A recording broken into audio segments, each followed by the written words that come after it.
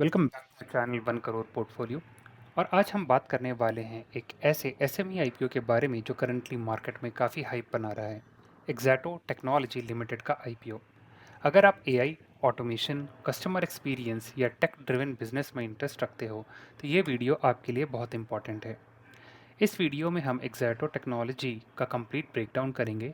Company क्या करती है, इसका बिजनेस मॉडल क्या है, फाइनेंशियल परफॉर्मेंस कैसी है, आईपीओ का स्ट्रक्चर क्या है, वैल्यूएशन कैसी दिख रही है, जीएमपी क्या सिग्नल दे रहे हैं, क्या स्ट्रेंथ और क्या वीकनेस हैं, और सबसे इम्पॉर्टेंट, क्या आपको इस आईपीओ में अप्लाई करना चाहिए या नहीं।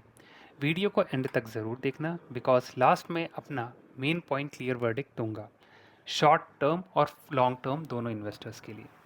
चलिए शुरू करते हैं। सबसे पहले बेसिक से, एग्जैटो टेक्नोलॉजीज़ है क्या। एग्जैटो टेक्नोलॉजीज़ लिमिटेड एक कस्टमर ट्रांसफॉर्मेशन पार्टनर है।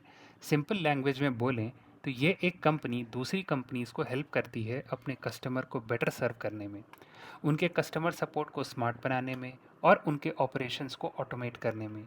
ये काम होता है एआई, ऑटोमेशन और क्लाउड टेक्नोलॉजी के थ्रू। एग्जैटो का फोकस है कस्टमर एक्सपीरियंस को नेक्स्ट लेवल पर ले जाना, चाहे वो वॉइस हो, चैट हो, ईमेल हो या फिर डिजिटल चैनल्स। कंपनी के कोर ऑफरिंग दो ब्रॉड कैटेगरीज में आते हैं। Customer experience as a service, जिसे हम सी एक्स ए एस बोलते हैं, और ए आई एज अ सर्विस यानी सी एक्स ए एस के अंदर एग्जैटो ऐसे सॉल्यूशन बनाता है जिससे कंपनीज अपने कॉन्टैक्ट सेंटर को इंटेलिजेंट बना सकती है। यानी कि एआई एजेंट के साथ साथ AI chatbot, conversational AI, self service tool, sentiment analysis और प्रेडिक्टिव एनालिसिस जैसे फीचर्स यूज़ करके कस्टमर को फास्टर, पर्सनलाइज्ड और कंसिस्टेंट सर्विस मिलती है। इमेजिन करिए एक बैंक या एक लार्ज ई कॉमर्स कंपनी जिसके पास हर दिन हज़ारों कस्टमर क्वेरीज आती हैं। वहाँ एग्जैटो के सॉल्यूशन उनको हेल्प करते हैं कॉल्स और चैट्स हैंडल करने में, कंप्लेंट रिजॉल्व करने में और कस्टमर सेटिस्फैक्शन बढ़ाने में। दूसरी साइड पर एआई एज ए सर्विस और ऑटोमेशन वाला पार्ट है, जहां कंपनी रोबोटिक प्रोसेस ऑटोमेशन यानी आरपीए, वर्क फ्लो ऑटोमेशन और बैकएंड प्रोसेस को ऑटोमेट करने वाले टूल्स डिज़ाइन करती है। ये tools finance, HR, customer support operation, इन सब एरियाज में रिपीटेटिव काम को ऑटोमेट करके कॉस्ट कम करते हैं, ह्यूमन एरर कम करते हैं और स्पीड बढ़ाते हैं। आज के टाइम में जहां हर कंपनी डिजिटल ट्रांसफॉर्मेशन के पीछे भाग रही है, ऐसे ऑटोमेशन लेड सॉल्यूशन की डिमांड नेचुरली हाई है। इसके अलावा company unified communication and infrastructure space में भी काम करती है। इसका मतलब है voice, video, messaging, conferencing platforms deploy करना, cloud infrastructure, networking, data centre और सिक्योरिटी सॉल्यूशन प्रोवाइड करना। ये सर्विसेज खास तौर पर BFSI, IT, ITES, public sector, health care, telecom जैसे सेक्टर के लिए क्रिटिकल होते हैं। एग्जैटो यहाँ वेंडर एग्नोस्टिक अप्रोच फॉलो करता है, यानी वो एक ही टेक्नोलॉजी पार्टनर तक लिमिटेड नहीं है बल्कि मल्टीपल ग्रोथ टेक वेंडर्स के साथ काम करता है। कंपनी का एक इम्पॉर्टेंट प्रोडक्ट सूट भी है जिसका नाम है एग्जैटो IQ। ये उनका प्रोप्राइटरी टूल सेट है जिसमें इंटेलिजेंट कनेक्टर्स और कॉन्टैक्ट सेंटर ऑप्टिमाइजेशन टूल आते हैं, जैसे CTI integration, WFM connectors, auto diallers, speech to test engine और नॉइस रिडक्शन टूल। ये सारे टूल्स कॉन्टैक्ट सेंटर ऑपरेशन को स्मूदर और एफिशिएंट बनाते हैं। एग्जैटो IQ को कंपनी रिकरिंग रेवेन्यू मॉडल पर भी बेचती है, यानी सब्सक्रिप्शन टाइप अर्निंग और परपेचुअल लाइसेंस मॉडल पर भी, जिसमें one time licence plus support revenue आता है। अब थोड़ा बात करते हैं कंपनी के स्केल और क्लाइंट बेस की। एग्जैटो टेक्नोलॉजीज 2016 में शामिल हुई थी, यानी रिलेटिवली यंग है। लेकिन इस शॉर्ट पीरियड में कंपनी ने 150 से ज़्यादा क्लाइंट सर्व किए हैं, जिसमें काफ़ी ET500 कंपनीज भी शामिल हैं। एक और इंटरेस्टिंग चीज़ है कि कंपनी की 40% से ज़्यादा रेवेन्यू लॉन्ग टर्म कॉन्ट्रैक्ट से आती है, जो 5+ ईयर्स के दौरान के होते हैं। ये चीज़ इन्वेस्टर्स के लिए बहुत पॉजिटिव है क्योंकि इसका मतलब है रेवेन्यू विजिबिलिटी और स्टेबिलिटी काफ़ी स्ट्रांग है। कंपनी के पास 133 से ज़्यादा एम्प्लॉयज़ हैं, इंडिया में स्ट्रांग इंजीनियरिंग बेस है और क्लाइंट सिर्फ इंडिया में ही नहीं बल्कि यूएस, सिंगापुर जैसे ग्लोबल मार्केट्स में भी प्रेजेंट है। पार्टनरशिप की बात करें तो यहाँ भी एग्जैटो काफ़ी स्ट्रांग पोजीशन में है। कंपनी नाइस लिमिटेड की साउथ एशिया और मिडल ईस्ट रीजन पर की काफ़ी एक प्लैटिनम पार्टनर है। नाइस एक ग्लोबली रिनोल्ड प्लेयर है कस्टमर एक्सपीरियंस और कॉन्टैक्ट सेंटर टेक्नोलॉजी स्पेस में, और एग्जैटो ने उनसे platinum partner of the year award 4 साल कंटिन्यूसली जीता है, यानी 21 में, 22 में, 23 और 24 में। इसके अलावा कंपनी माइटेल, एक्यूमेटिया, यूआईपाथ, ऑटोनॉमेट जैसे टेक्नोलॉजी पार्टनर के साथ भी काम करती है। कंपनी के पास आईएसओ 27001 और 2013 इंफॉर्मेशन सिक्योरिटी और ISO IEC 2000 2018 IT service management certification भी है। और ये इंडिया में वर्चुअल नेटवर्क ऑपरेटर लाइसेंस भी होल्ड करती है, जो रेगुलेटरी कंप्लायंस और सिक्योर सर्विस डिलीवरी का इंडिकेटर है। अब चलते हैं सबसे इम्पॉर्टेंट और फेवरेट सेगमेंट पर, नंबर्स यानी फाइनेंशियल परफॉर्मेंस। अगर हम रेवेन्यू ग्रोथ देखें तो फाइनेंशियल ईयर 23 में कंपनी की रेवेन्यू लगभग 73.13 करोड़ थी। फाइनेंशियल ईयर 24 में ये जंप करके 114.91 करोड़ हो गई और फाइनेंशियल ईयर 2025 में फर्दर बढ़कर 126.16 करोड़ तक पहुंच गई। यानी 3 सालों में टॉप लाइन ने काफ़ी हेल्दी ग्रोथ दिखाई है। सितंबर 2025 तक की एंटरिम नंबर्स भी स्ट्रॉन्ग लग रहे हैं। लगभग 71.53 करोड़ की इनकम सिर्फ हाफ ईयर में ही आ चुकी है। अब प्रॉफिट आफ्टर टैक्स यानी पैट पर फोकस करते हैं, क्योंकि वही एक्चुअल प्रॉफिटेबिलिटी का इंडिकेटर होता है। फाइनेंशियल ईयर 23 में कंपनी का पैट 5.06 करोड़ था।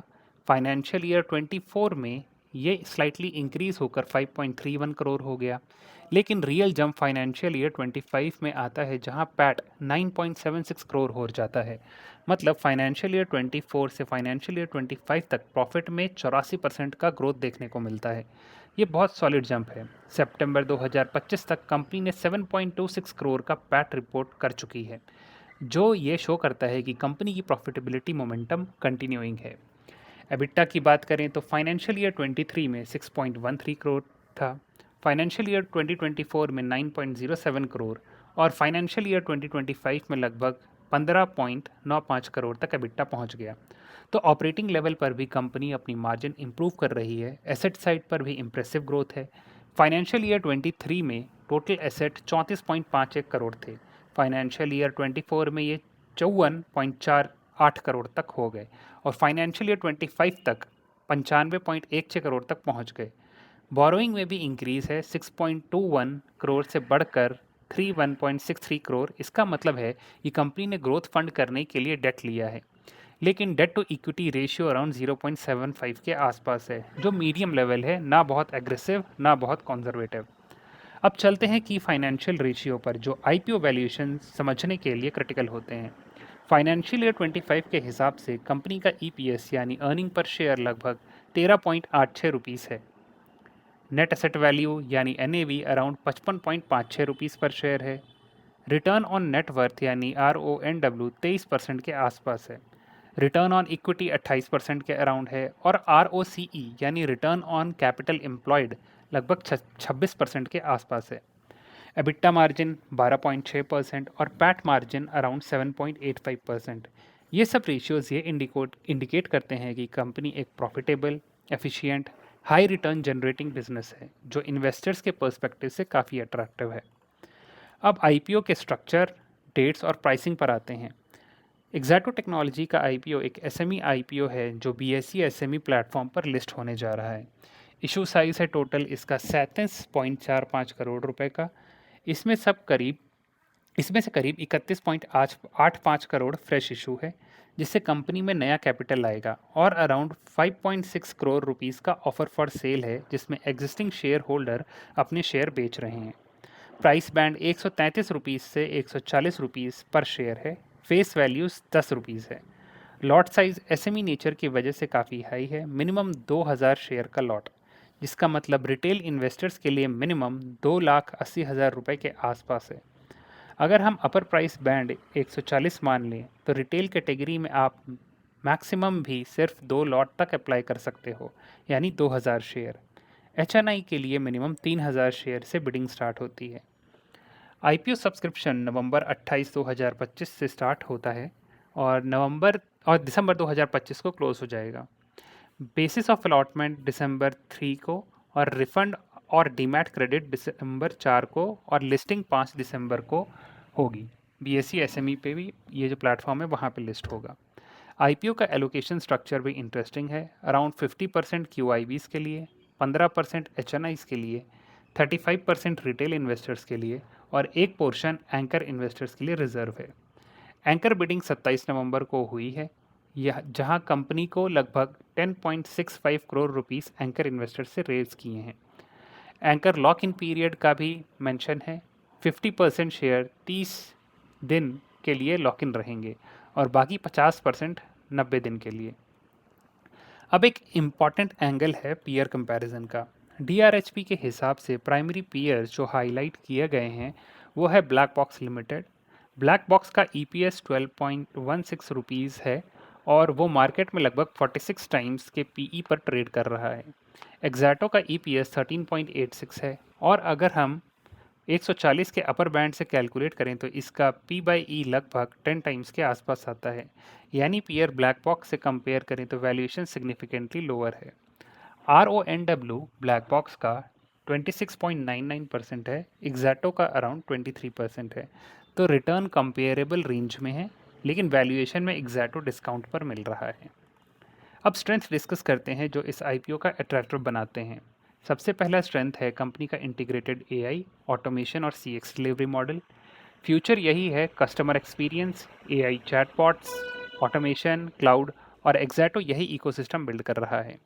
दूसरी बड़ी स्ट्रेंथ है स्ट्रॉन्ग ग्लोबल टेक्नोलॉजी पार्टनरशिप, जैसे नाइस, माइटल, यूआईपाथ और प्लैटिनम पार्टनर स्टेटस, जो क्रेडिबिलिटी और बिजनेस पाइपलाइन दोनों को सपोर्ट करता है।